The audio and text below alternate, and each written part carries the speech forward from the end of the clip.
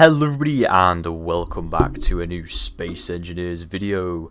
Today's video is going to be a bit of a different one, guys. So a lot of people have been watching the survival series and saying that they want to start their own survival world, or that they have started their own survival world and can just never stick to it. You know, I think we've all been there. You know, the motivation to start a survival world, it's something you want to do, you want to get it going, but then a few days pass and you leave the world and you never come back.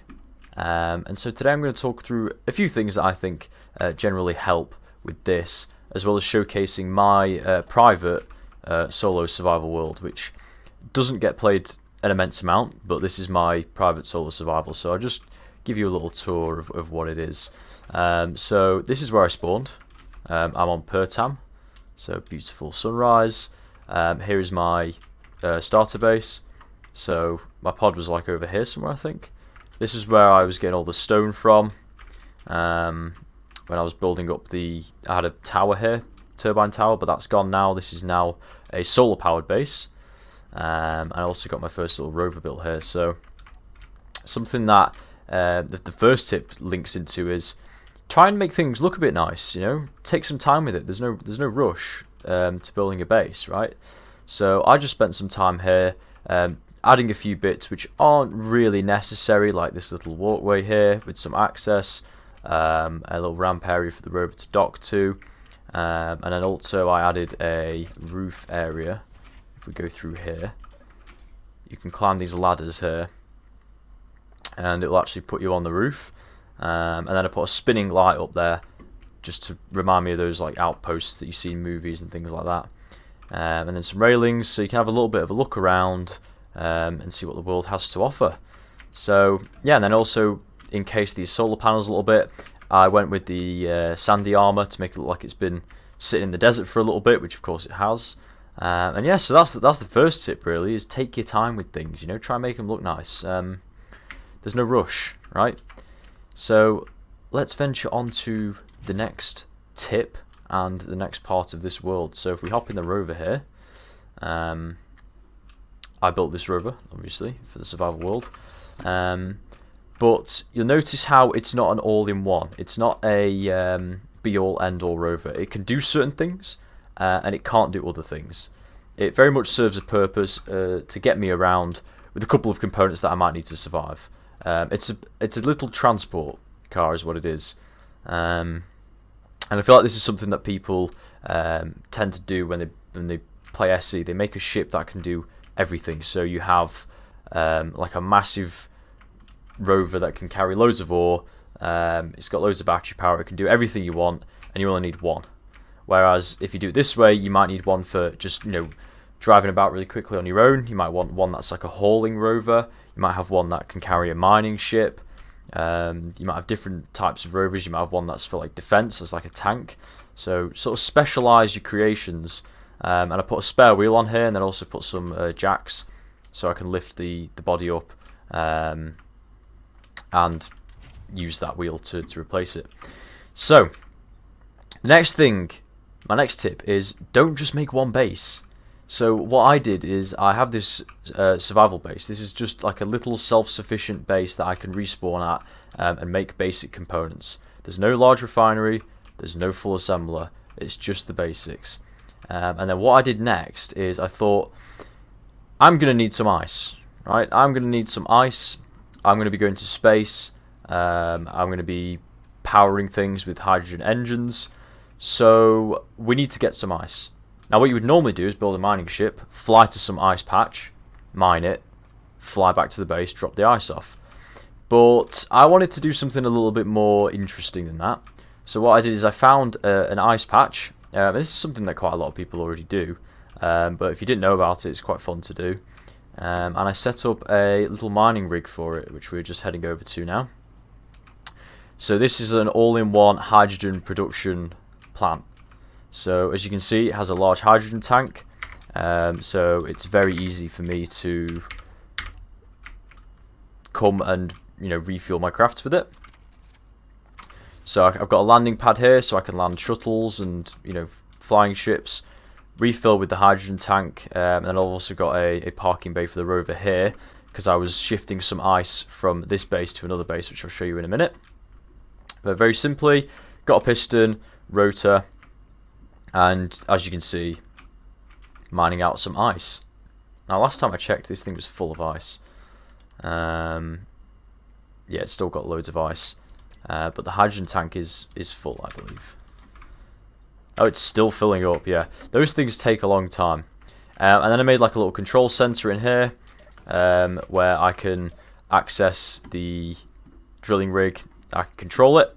You can automate it, but I wanted it manual because it just adds that little layer of, you know, realism to things. I suppose I don't know how to describe it. Like engagement, right? Got some freight boxes, which I was actually using for stuff. They actually have stuff in them, not just for decoration. Viewport. And then we have some turbines here, so it's self-sufficient.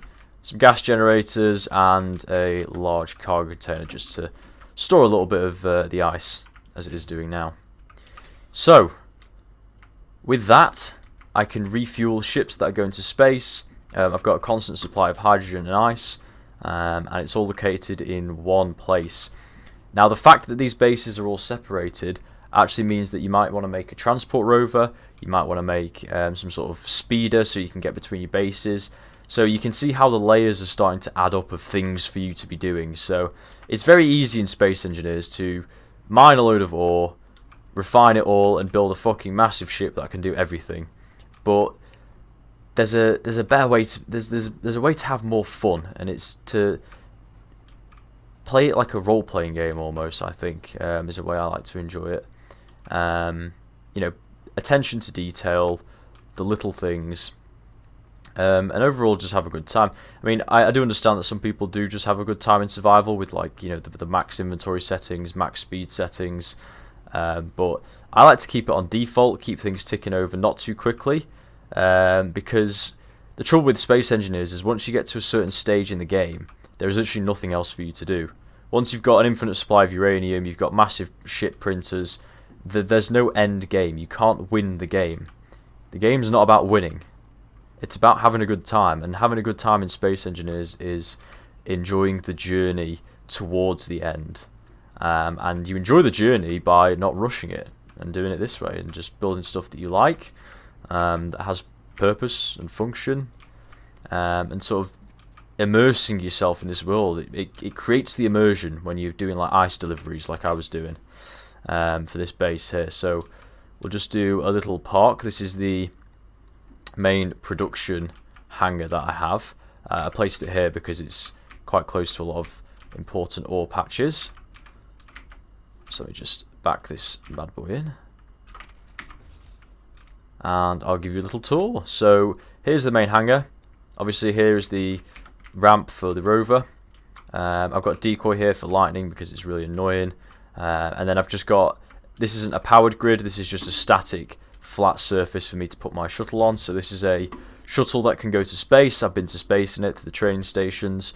And also it can just fly on these atmos, so you can fly around per tam on that as well. So yeah, very nice. Nice little pad here.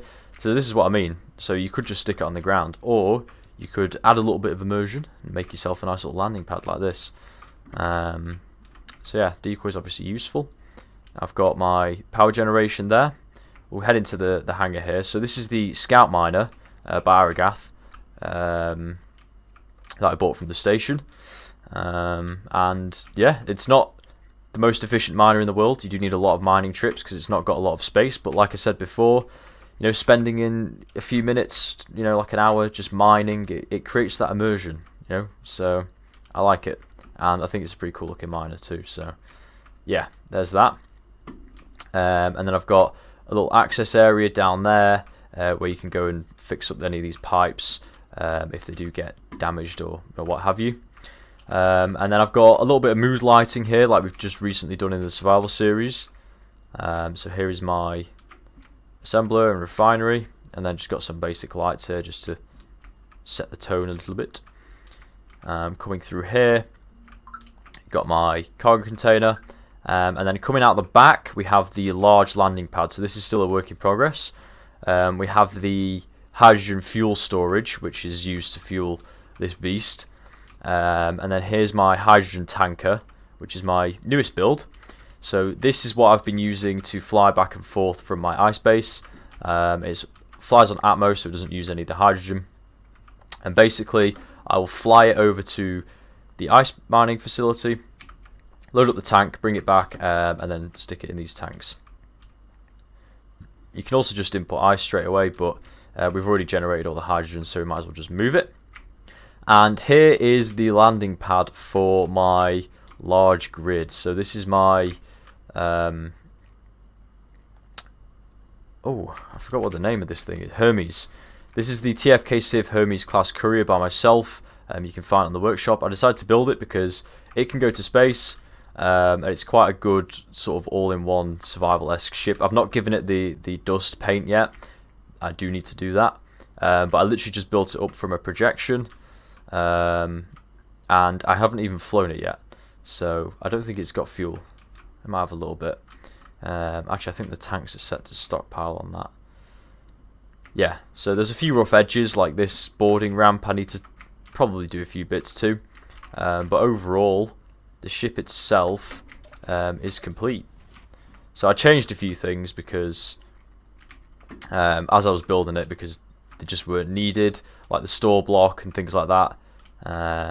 But most of it I've kept pretty much the same. So when I'm ready, I can head to space in this thing. I can fuel it up and go to space.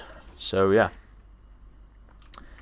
And it's got a place to land, it's got a place to refuel, get components, deposit its own ores, etc. So yeah, I hope you guys enjoyed this little tour of the world. That's where I'm up to. I really don't get around to playing this very often, but I might do another little tour in the future.